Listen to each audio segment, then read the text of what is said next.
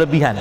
Itu sebabnya dalam Islam sering saya sampaikan bahwa dalam kajian-kajian saya sampaikan bahwa Masya Allah ternyata kalau mau ngobatin penyakit itu gampang.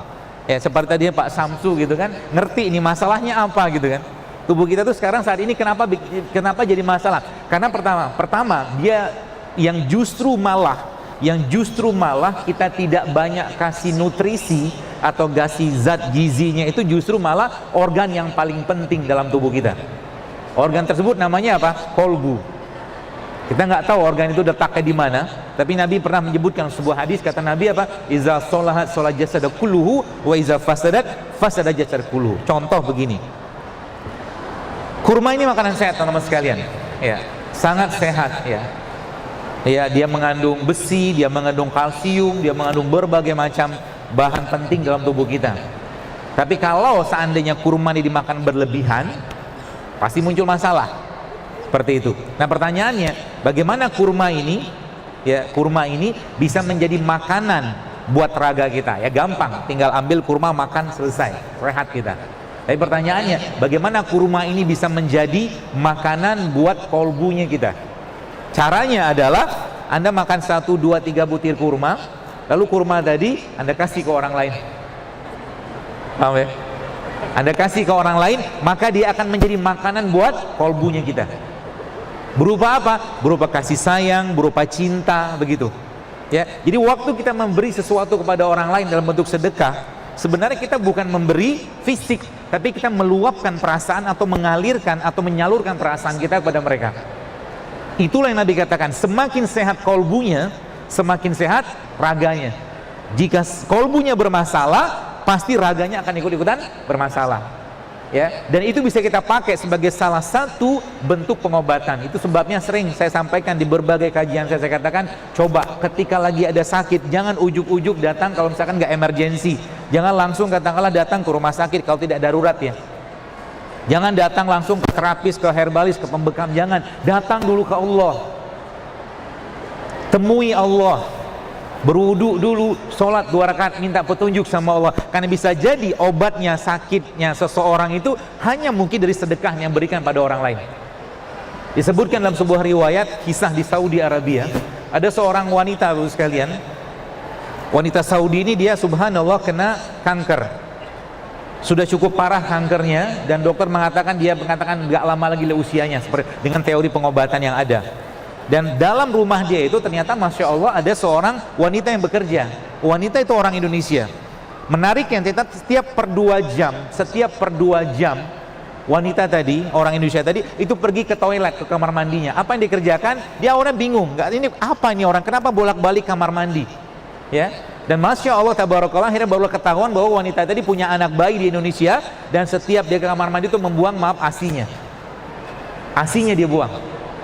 Ya, bayangkan. Dan ketika wanita Saudi tadi mengetahui kejadian tersebut, ini kisahnya masyhur sekali waktu itu di Saudi, dan subhanallah akhirnya apa? Dia suruh pulang karyawan tadi, dia punya khadimat tadi, pembantu tadi, dia suruh pulang, kamu pulanglah, gajimu tetap saya berikan, dan nanti kalau kamu pulang kabari saya ke sini. Kalau kamu pulang lagi ke Indonesia, dikasih kesempatan 6 bulan untuk menyusui anaknya, nanti kalau kamu pulang lagi kabarin saya akan ongkosi lagi kamu balik ke sini. Dan subhanallah beberapa lama kemudian wanita itu pulang, dan waktu wanita tadi dicek lagi sama dokternya, ternyata kankernya sudah hilang semua. Ini yang saya katakan solusi spiritual. Solusi spiritual yang banyak umat Islam tidak pakai atau lupa bahwa Islam memberikan pedoman yang luar biasa. Ketika cinta itu disebarkan, ketika kasih sayang itu disampaikan kepada orang, diberikan kepada orang, maka Masya Allah efeknya luar biasa. Contoh, ketika kita memberikan uang kepada orang, ini contoh saja 5.000 ya, atau mungkin 2.000 atau berapapun lah, 10.000 yang uang jumlah kecil gitu kan. Orang itu ketika menerima uang kita, ya pasti dia akan mengucapkan alhamdulillah, terima kasih, Masya Allah, alhamdulillah, seperti itulah. Coba teman-teman sekalian ya, kita mulai menaikkan ya derajat atau mungkin pintu atau keran perasaan kita itu kepada orang lain. Ya, dengan cara apa? Misalkan biasa ngasihnya 10.000, sekarang kasih 100.000. Biasa kasih misalkan 50.000, sekarang kasih 200.000. Dibuka kerannya lebih besar. Sebenarnya kita membuka perasaan lebih besar, dan perasaan seperti itulah nanti akan langsung ke langit. Karena itulah bentuk rasa cinta kita kepada Allah dengan memberikan sesuatu kepada orang dalam bentuk uang sebagai simbolnya, atau mungkin apapun bentuk sedekahnya. Seperti itu. Ya, itu yang saya katakan solusi spiritual. Maka umat Islam kalau menggunakan solusi-solusi spiritual tadi, sebenarnya banyak penyakit bisa hilang, Ya, apalagi sekarang Bapak sekalian kita lihat penyakit degeneratif, ya, penyakit degeneratif mulai dari stroke, kencing manis, darah tinggi.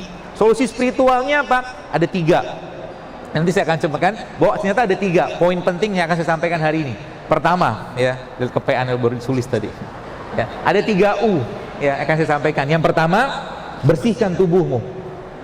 Ya, bersihkan tubuh. Yang dibersihkan apa? Sebenarnya bukan raganya, kolbunya dulu dibersihin. Dengan cara apa? Bersedekah, berbagi, berbuat baik sebanyak-banyaknya, bersihkan. Ya, puasa itu sebenarnya salah satu bentuk pembersihannya. Sayangnya bulan Ramadan, Bapak sekalian, ya, banyak umat Islam, ya, saya melihat itu malah justru tidak memanfaatkan Ramadan sebagai bulan bersih-bersih badannya. Ya, lebih sibuk berpikir buka apa, sahur apa, ketemu siapa, ya, tapi Qur'annya lupa dibaca, sejuz pun nggak sempat. Ya, maka Ramadan kali ini saya mau menantang Anda. Berani menerima tantangan? Berani, ya?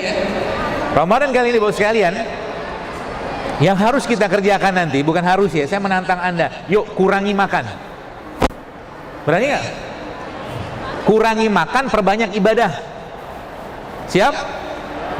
Mendadak sedih gitu, ya. Hah? Apalagi biasa di masjid kan bukanya biasa pakai gorengan, ya, biasa pakai gorengan, kemudian macam-macam lah gitu, nggak ada perubahan dengan 11 bulan yang lain. Coba bulan Ramadan kali ini teman sekalian, saya mungkin ya berharaplah, minta ya, agar kita lebih banyak memperbanyak ibadah daripada memperbanyak makan. Makan udah cukup lah 11 bulan, udah banyak kita makan, ya. Bulan Ramadan fokusnya ke ibadah, sedekah, baca Quran, zikir, bantu orang, seperti itu. Ramadan kali ini kan udah mulai dekat yang kita ke Ramadan.